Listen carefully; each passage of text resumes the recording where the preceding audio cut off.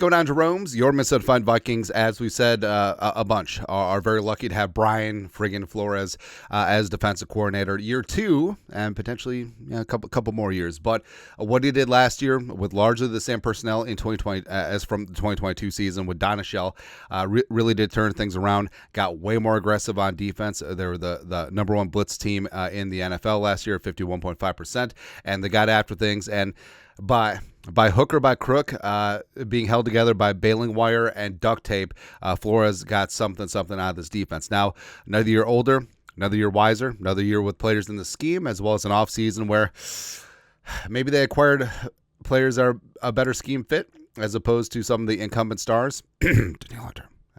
Yeah. But super fired up to see what Flores is going to do on defense this year. And yeah, the offense is going to be great with Jefferson and Addison and Hockenson and whoever the hell's the quarterback and Aaron Jones and Kevin O'Connell and whatnot. But that defense, man, I feel like they're going to be unsung. I feel like no one's going to expect them coming. And Brian Flores is indeed going to unleash the fury.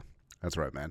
And in practice is no different. Talk about practice. So, Flores, talking at his presser, like he was a kid on Christmas, first padded practice, so first time full contact, and he brought the heat. Now, yes, not contacting these quarterbacks, but causing chaos, and it's a double-edged sword. Well, no, it's a double whammy. No, it's two good things at once. It's a combo where your defense gets great reps. They look good. They get aggressive, and also these quarterbacks deal with a hellacious defense, perhaps the most complicated that they're going to face this season, and they get to face it every single day. That's right. So you know that Brian Flores is just like yum yum yum yum. So I got a guy who hasn't been here before in Sam Darnold, as well as a rookie in J.J. McCarthy. Woo-woo.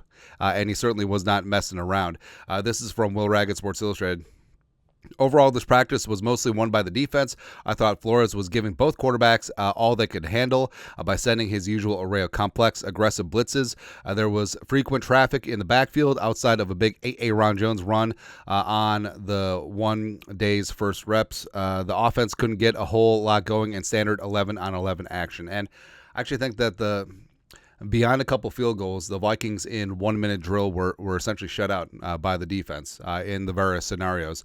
And also, the graphic, we had to update it.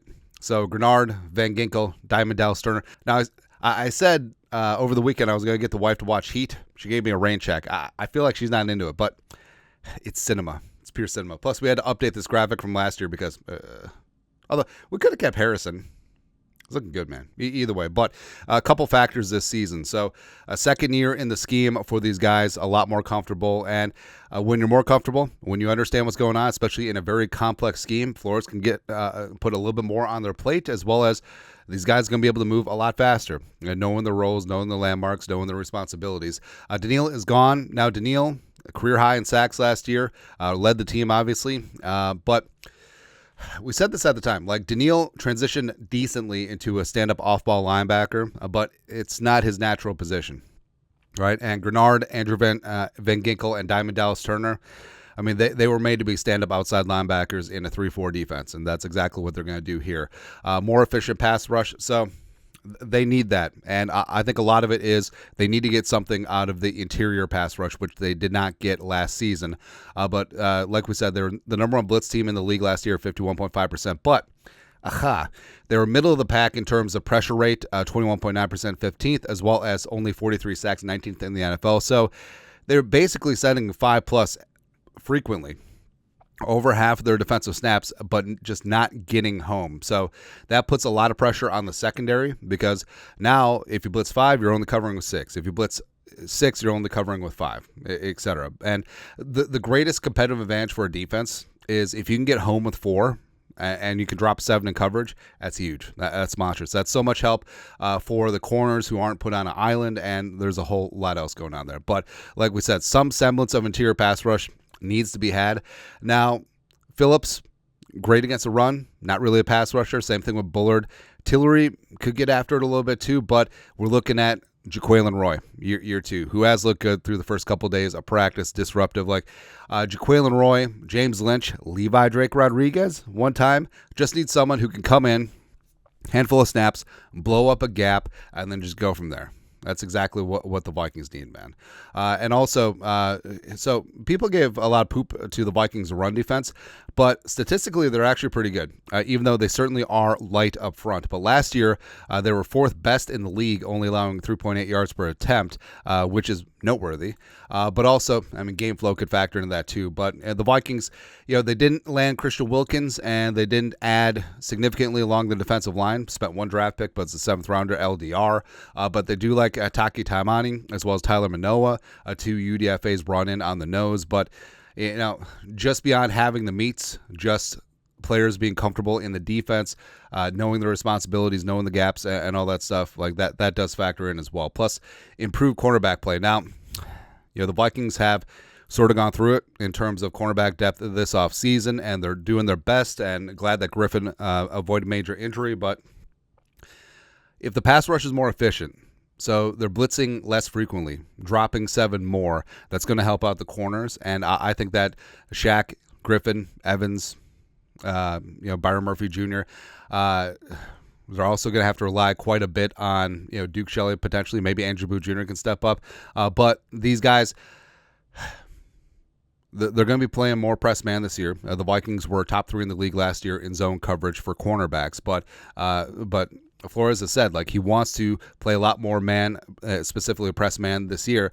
So being more aggressive at the line of scrimmage, it's going to certainly change things up a little bit. And also, if the corners are up there pressing the receivers, maybe that buys an extra second for the pass rush to get home, and all of a sudden they magically become more efficient, and one hand washes the other. That's exactly what happens on defense. Also, Pace Jr. taking over as a leader.